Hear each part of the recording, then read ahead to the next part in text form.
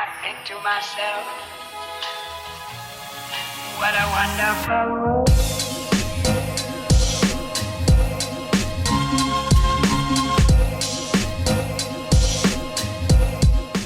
What's going on, guys? Welcome back to another video. So it's just turned spring and we are visiting the first show of the year, which is tucked at the British Motor Museum. We're currently sat in a big old queue, which is normally a good sign, and we've been selected for the showgrounds at this event.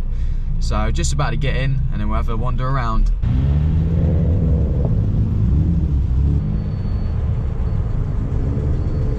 First car of the show.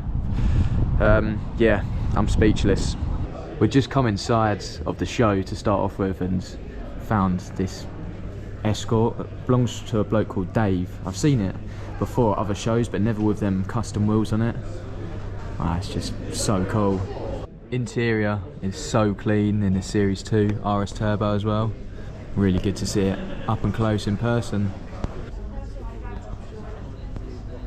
I don't even think I've seen one of these before. Might just be because I'm so Ford orientated now, but yeah, Volkswagen Derby. You don't really see this a lot with the classic Fords, but the whole smooth engine bay look is just really cool. Nice and clean. Nice looking E36 here as well. Got to be on bags, just like most of the cars on the indoor section. Another retro car, Renault 5. Been tastefully modified. Wasn't long before we stumbled across another Ford. This RS Turbo, Mk2 Fiesta. I'm not too clued up on wheels and whatnot, but this has just got the single nut, which is really cool. A lot of modifications have been done inside as well. Some big old Recaro bucket seats. They almost look like they're out of a Mk3 Focus RS. CVH Turbo in the bay. I really like how all of the details are now in these carbon fibre plates. Just some nice touches. This is another car that really got me into the scene and classic cars in general. Mark 1 Golf. Not quite the original engine in there. It's an R32 engine. That's proper cool. It's the little things that really keep these builds mint. It's just got some tape around the bonnet stay so it doesn't chip the paint on the bonnet when he holds it up. We're just walking around a bit of the museum now as well. It's only Fools and Horses Capri. Look at the interior. That's wicked to actually see this in person. Now this is the Anglia you can all blame for everyone calling 105Es the Harry Potter car. This was used in the film. That's why everyone always goes, oh, that's the Harry Potter car. No, it's not, it's an Anglia, mate. But it is a Anglia Deluxe. Comes with 39 brake horsepower from standards, which is mega quick. We've been drawn in quite a lot by the museum here. It's really interesting. This is a 1959 Austin 7. The price when it was brand new was £537, which I think back then was a lot of money. The top speed is 100 mph and it's got 70 brake horsepower. For a car before 1960, I think that was probably the one to have. Just looking around this MG Metro 6R4. They've just recently announced as well, I think MST, if I'm right, they're making like the shells for these again. It's the same company that are building Mark 1 and Mark 2 Escorts again. They like provide a whole shell and a V5. But yeah, really cool to see one. This one's been used and abused. This is a Mini made out of just Lego. Can you guess in the comment section how many pieces it's made out of?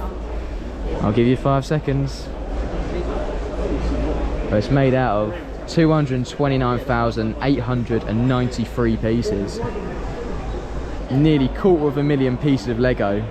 I've never visited the British Motor Museum, so quite surprised when we come across this MGB that's cut in half. It's really interesting. All the diff at the back cut open to show you all the gears and whatnot. Yeah, I just think that's a really cool display. We've just done a look around all of the museum, checking out this Bedford van. It's got writing on it for Vauxhall Motors Limited Race Support Vehicle. We're in a little bit of a Vauxhall section now, looking around this Astra GTE. Can't say I've seen many of these left on the road. They've got some really cool cars here. Just a standard Cortina 2-litre gear, but just to see one in the flesh and in really good condition is yeah, it's wicked. This Cortina is said to be one of the last of the Cortinas that were ever produced. There was 4.2 million made. I try not to bore you all to tears, but this museum's just really interesting. Look at that. Seatbelts made compulsory in 1983. M25 completed in 1986. We found a 1970 Reliant Regal super van. So it's a Reliant Robin, but it's a van. And the post office trialled 50 of these, but they never took them on. Nice to see that one survived though, and it's here at the museum. Just come out into another section of the show. Checking out this Chevrolet truck.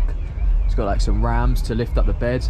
I think it's on air suspension. Yeah, it's on air suspension. Sort of a patina look as well on the paint, but done really nicely. Not normally something I look at, but I really like that. Couple of classic Fords, an Anglia and a Mark 1 Escort Estate. I think I just followed this bloke on Instagram recently. Yeah, that's really cool, that is. I used to really like these as well when I first got into cars. VW Jetta. This one looks nice and clean. Polo 6N with some green indicator lenses. Works well. Camber on the wheels on the C36 is mental. Got a lot of time for the Rover Metro. VW Lupo with some Porsche seats in it. Still got such a soft spot for these cars. Mk2 Fiesta Z-Tech S. This one, the engine bay is looking really nice and clean. Although this section's been cut out, I'm not quite sure what for. Maybe better airflow. E36 Touring is slammed to the floor. And pretty funky wheels as well. Another not very common sight anymore, Mark 1 Micro. Follow the bloke that owns this on Instagram. Seems to be pretty VW heavy out here. Love them BBS wheels though.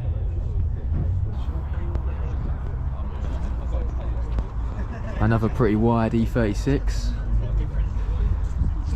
Yeah, these are definitely growing on me. I love all the different cars, especially estates. This Merc estate just caught my eye straight away. Yeah, I really like everything about that, just the way it sits and the wheels. Here we have another VW Derby like the one inside, but I think I see this at Oso Retro last year. Lovely colour. Proper nice colour on this Golf. I haven't seen this car yet in person, but I used to follow the bloke because he used to own a Mk2 Fiesta, but he bought this Vauxhall Forenza. Proper cool. I really like the look of it. I like it. You don't see many of them anymore. The only thing that's drawn me over to this Polo is the wheels. That's really cool. Alfa Romeo like split rims. Check out the Mk3 Fiesta. Loving that. Come across this slammed Ford Ranger. Tyres, profile of 35. Really like this Nova Saloon. White wheels with a white bodywork. Works really well. Nice standard interior as well. Looks like this one has been restored quite a lot. Oh, I do like that.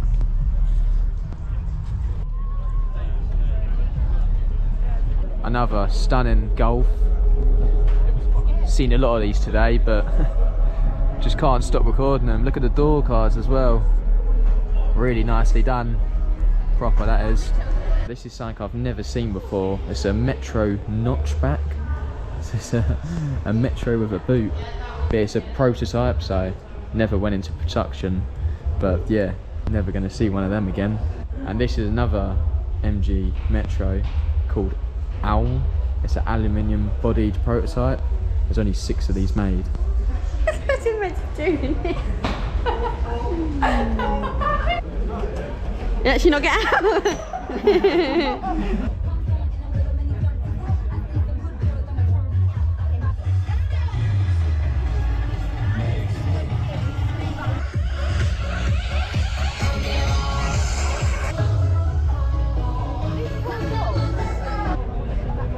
Lovely looking Series 1 RS Turbo. We're at like the top muddy field, but still spotted this Cortina braving the mud.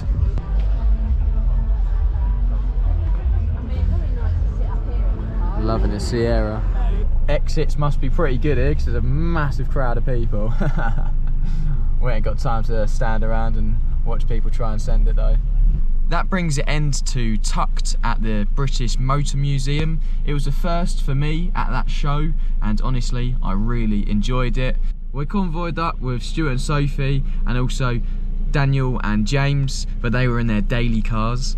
And yeah, it was a really cool event. Not many Fords, but I quite enjoy that sometimes because I had a look at a lot of the Golfs and whatnot. You can see what little modifications they do differently and take some inspiration. But there was a huge selection of cars, supercars, modified cars, classic cars, and I'll definitely be attending next year.